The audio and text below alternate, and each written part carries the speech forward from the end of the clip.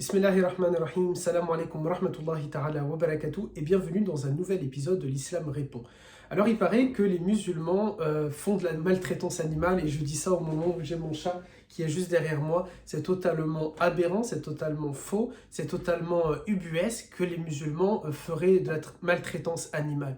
C'est vrai que peut-être la pratique de l'égorgement peut susciter certaines appréhensions, certaines craintes, un certain dégoût, une certaine horrification de la part d'une partie de la population, et notamment ceux qui vont être végétariens ou véganes par exemple.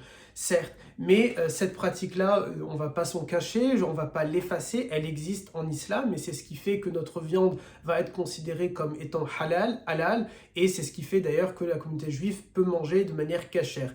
Mais ce n'est pas parce qu'il y a un égorgement de l'animal en islam pour que nous puissions le consommer que ça signifie que c'est synonyme de maltraitance animale. Bien au contraire, chaque musulman qui a pratiqué cet égorgement au niveau d'un animal, et je dis bien au niveau d'un animal, sait que le prophète, alayhi salatu salam, que la paix et la bénédiction de Dieu soient sur lui, nous a recommandé toute une série de mesures, de choses à faire en vue de la bientraitance animale. Par exemple, lorsqu'il dit il ne faut pas que l'animal voit un collègue à lui, un autre animal se faire tuer. Il ne faut pas montrer le couteau à l'animal. Il faut prendre soin de l'animal. Il ne faut pas frustrer l'animal. Il ne faut pas brusquer l'animal. Il ne faut pas aussi, de manière générale dans la vie, même quand il n'y a pas cet égorgement, même lorsqu'il n'y a pas la consommation de la viande de cette bête-là, le prophète nous enseigne, alayhi salatu salam, de ne pas surcharger la monture, de ne pas frapper un animal. Le prophète nous a enseigné également de bien traiter les animaux parce qu'ils ont des droits, parce que ce sont des êtres vivants,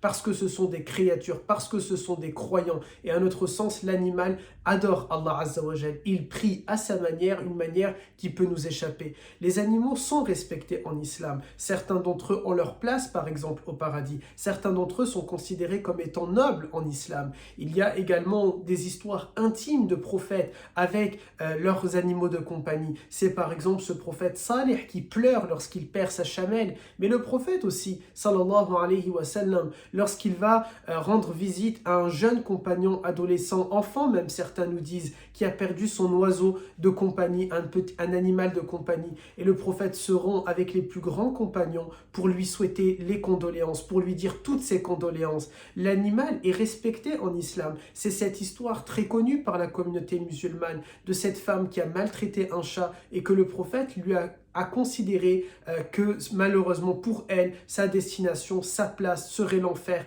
parce qu'elle a maltraité un chat. C'est par exemple dans l'islam cette histoire également liée à celle que je viens de citer et qui est l'histoire d'une femme qui était très mauvaise ou d'un homme dans les deux versions qui était très mauvais et qui a bénéficié de sa place au paradis parce qu'il a donné à boire à un chien qui était assoiffé. En islam aussi, lorsque nous prenons le code malikite, et j'ai eu l'occasion de traiter de la question de l'animal, du chien en islam, sa place dans l'islam, est-il pur ou impur? Eh bien, lorsque l'on regarde le code malikite, on considère que l'ensemble des animaux sont purs en islam. En islam, c'est également cette histoire, lorsque le prophète est avec un convoi militaire de ses élèves, de ses compagnons, et qu'il entend un oiseau venir se plaindre pour lui dire « Ô messager de Dieu, Ya Rasulallah, un de tes élèves, un de tes compagnons a pris mon petit du nid. » Et le prophète se met en colère et il dit « Rendez l'oiseau